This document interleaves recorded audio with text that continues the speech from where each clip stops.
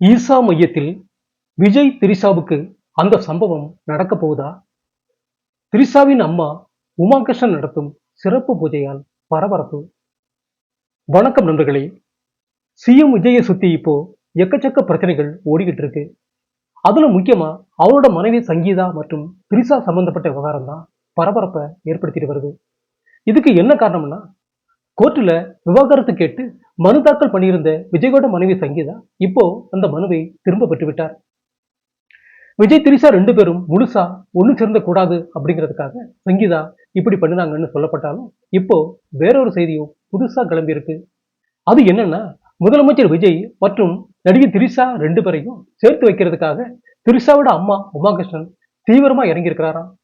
ஏற்கனவே 10 வருஷத்துக்கு முன்னாடியே திரிஷாவுக்கு கல்யாணம் நின்று போச்சு.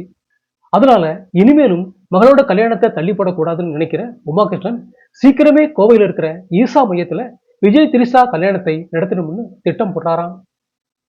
அதுக்காகத்தான் இப்போ அங்க போய் சில சிறப்பு பூஜைகளை அவர் செஞ்சுட்டு வரதா சொல்லிக்கிறாங்க. இந்த பூஜையை செஞ்சா மகளுக்கு கல்யாணம் சீக்கிரமே கூடி வரும்னு அவர் நம்புறாராம். 48 நாள் விரதம் இருந்து இந்த பூஜையா பண்ணினா கல்யாணத்துக்கு இருக்கிற எல்லா தடைகளும் நீங்கிடும்னு சொல்றாங்க. இதனால இப்போ ஈசா மையத்துல தங்கி சிறப்பு பூஜைகளை பண்ணிட்டு வர்றாராம் திரிஷாவோட தாயார். அங்கு அவர்கிட்ட விஜயோட மனைவி சங்கீதா விவாகரத்து மனுவை திரும்ப பெற்று விட்டாரு. அப்புறம் எப்படி 2வது கல்யாணம் பண்ணி வைப்பீங்க அப்படின்னு சிலர் கேள்வி கேட்டதுக்கு உமாகிருஷ்ணன் ஒரு பதில் கொடுத்திருக்கிறார். என் மகளோட திருமண தடை நீங்கிறதுக்காகத்தான் நான் இந்த பூஜையை நடத்துறேன். இந்த பூஜையை நான் நடத்த அதுக்கான வழிகள் பிறக்கும், தடைகள் எல்லாம் உடையும்.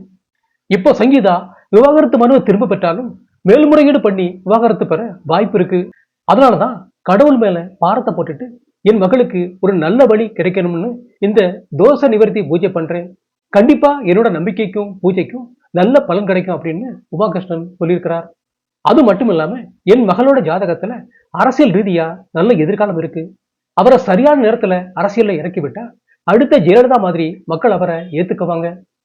என் மகளோட எதிர்கால நலனை கருத்தில் கொண்டுதான் ஈசா மையத்துல இந்த பூஜையை நடத்திட்டு வர்றேன். சீக்கிரமே நாங்க நினைச்ச நல்ல காரியம் நடக்கும் அப்படின்னு திரிஷாவோட அம்மா உமாகிருஷ்ணன் நம்பிக்கையோட சொல்லியிருக்கிறார். அந்த வகையில ஒரு குடும்பத்தை கெடுத்தாவது தன் மகளுக்கு வாழ்க்கை அமைச்சு கொடுக்கணும்னு உமாகிருஷ்ணன் தீவிரமா களம் இறங்கியிருக்கிறார். அவரோட இந்த பூஜைக்கு வெற்றி கிடைக்குமா, இல்ல ஜெயலலிதா கடைசி வரைக்கும் எம்ஜிஆரை கல்யாணமே பண்ணிக்காம அவர் வழிகளை பயணிச்ச மாதிரி திரிஷாவும் விஜயோட பாதைகளை பயணிக்க போறாருன்னு பொறுத்து இருந்து பார்ப்போம். மு.க. ஸ்டாலினிடத்தில் கனிமொழி கேட்ட அதிகாரம். அறிவாலய கூட்டத்தில் கிளம்பிய சலசலப்பு. 2026 சட்டமன்ற தேர்தலில் திமுக தோல்வி அடைஞ்சதை அடுத்து கட்சியில் இருக்கிற சீனியர்களை ஓரங்கட்டிட்டு புதுமங்களுக்கு வாய்ப்பு கொடுத்த வரையில மு.க. ஸ்டாலின் தீவிரமா இறங்கியிருக்கிறார். குறிப்பா கட்சியில 70 வயதுக்கு மேல முக்கிய பதவியில் இருக்கிற எல்லாரையும் தூக்கிட்டு அந்த இடங்கள்ல உதயநிதி ஸ்டாலின் சொல்றவங்களை நியமிக்க மு.க. ஸ்டாலின் முடிவு செஞ்சிருக்கிறார். இது சம்பந்தமா இன்னைக்கு அண்ணா அறிவாலயத்தில் நடந்த கூட்டத்துல ஒரு முக்கிய முடிவு எடுத்திருக்கிறார்கள். அதன்படி திமுகவை சேர்ந்த 70 வயதுக்கு மேற்பட்ட 13 முன்னாள் அமைச்சர்களை கட்சி பதவியிலிருந்து தூக்க போறாங்களாம். இப்படி மு.க. ஸ்டாலின் ஒரு முடிவுக்கு வந்ததை அடுத்து கட்சியின் சீனியர்கள் அனைவரும் கடுமையான அதிர்ச்சிகள் இருந்துட்டு வர்றாங்க. இந்த நேரத்தில் இன்னைக்கு கனிமொழி வச்ச ஒரு கோரிக்கை மு.க. ஸ்டாலினுக்கு மிகப்பெரிய ஷாக்கிங் நியூஸா அமைஞ்சிருக்குதான். அதாவது இப்போ திமுக எம்பியா இருக்கிற கனிமொழி துணை பொதுச் செயலாளராகவும் இருந்துட்டு வர்றார். ஆனா இப்போ அவர் தனக்கு முதன்மை பதவி கேட்டுள்ளாராம். அதாவது முதன்மை செயலாளர் அல்லது பொருளாளர் பதவிகள் ஒன்று தனக்கு தர வேண்டும் என்று சொல்லியிருக்கிறார். ஆனா திமுக பொறுத்த வரைக்கும் இப்போ தலைவர் மு.க. ஸ்டாலினுக்கு அடுத்தபடியா பொதுச் செயலாளரா துரைமுருகனும், பொருளாளரா டி.ஆர். பாலுவும், முதன்மை செயலாளரா கே.என். நேருவும் இருக்காங்க. இவங்க 3 பேர்ல யாராவது ஒருத்தரை தூக்கினா மட்டும்தான் கனிமொழி கேட்ட மாதிரி முதன்மை பதவிகளை கொடுக்க முடியும். இப்படி கனிமொழி தங்களோட பதவிக்கு ஆசைப்பட்டதால கோபமான இந்த 3 சீனியர்களுமே எங்களோட பதவியில கை வச்சா திமுகவுக்கு மிகப்பெரிய சேதாரம் உண்டாகும், சட்டமன்ற தேர்தலில் தோல்வியடைஞ்ச எங்களுக்கு கட்சி பதவி கூட இல்லாம இருக்க முடியாது அப்படின்னு மு.க. ஸ்டாலின் கிட்ட வெளிப்படையா தங்களோட எண்ணத்தை தெரிவிச்சிருக்காங்களாம்.